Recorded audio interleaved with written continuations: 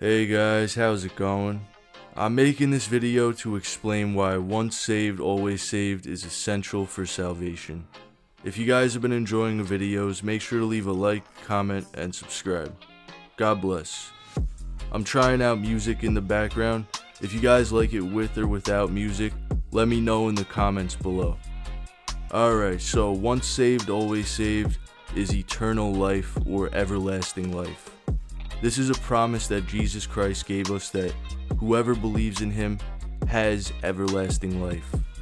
If you could lose your salvation, it wouldn't be everlasting life. It would be temporary life. If someone doesn't believe once saved, always saved or eternal life, they're an unbeliever and they don't believe in Jesus. John 5:24 reads, "Verily, verily, I say unto you, he that heareth my word and believeth on him that sent me hath everlasting life, and shall not come into condemnation, but is passed from death unto life." If a person doesn't believe this promise, they think, oh, they could come into condemnation, they could lose it and lose their everlasting life. They don't believe.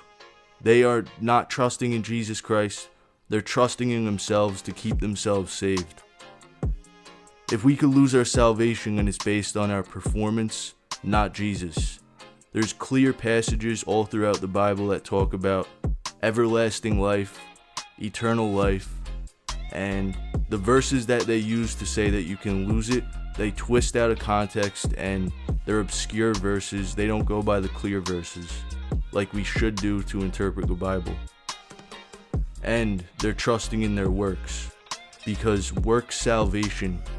If you have to keep doing good works to be saved, you can't do bad works or you'll lose it. You see how now it's not based on what Jesus Christ did. It's based on what you do, your performance, how you live. It's 100% work salvation. Another promise from Jesus.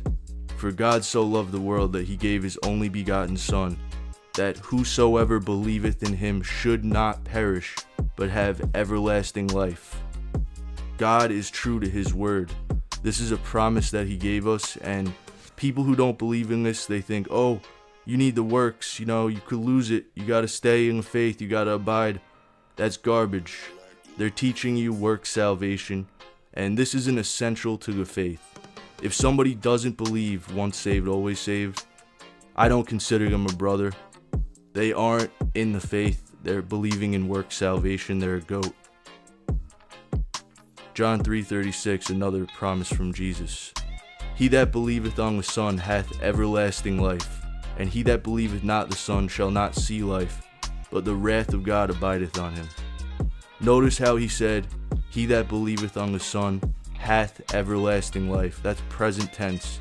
And if you could lose your salvation, then that's not everlasting life. That's temporary life.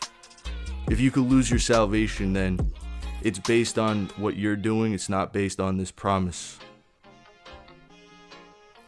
John 10:28 reads, "And I give unto them eternal life, and they shall never perish, neither shall any man pluck them out of my hand." If we could lose our salvation, then it's not a free gift, because then you would have to keep doing things to earn it, or to not lose it. That's not the true gospel. That's bad news. That's condemnation. False prophets preach against this. And Calvinists are no better either. People say Calvinists believe in once saved, always saved, but they don't. They believe in perseverance of the saints. Perseverance of the saints is the idea that, yes, you can never lose your salvation, but you need works, or else it proves you're not saved. And if you don't have works, it just proves that you never had salvation. It's just work salvation. It's not once saved, always saved. They just are basically the same as people who say you can lose salvation. 2 Peter 2:1 reads, "But there were false prophets also among the people, even as there shall be false teachers among you, who privily shall bring in damnable heresies, even denying the Lord that bought them, and bring upon themselves swift destruction."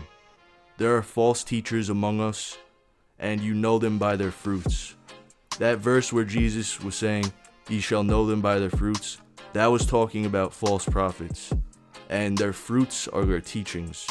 If you're teaching works salvation, you need the works to prove you're saved. You can lose your salvation. They're a false teacher. Romans 3:8 reads, "And not rather as we be slanderously reported, and as some affirm that we say, let us do evil that good may come, whose damnation is just." This is what people say against once saved, always saved people. People who teach this. They say, oh, you're just saying you could go and sin as much as you want. You're saying, let us do evil that good may come. You're teaching people a license to sin. Just how they accuse the Apostle Paul of doing this, that's how they accuse us. And people who preach the true gospel are the most persecuted. They say that we're teaching a license to sin when really it's them teaching work salvation and leading people straight to hell. It's only by grace or it's by works. If you could lose your salvation, it's by works, and that's a false gospel. Eternal life is eternal, and anybody who preaches against this is an unbeliever. They don't have everlasting life. They have a false, temporary salvation that's going to end them up in hell.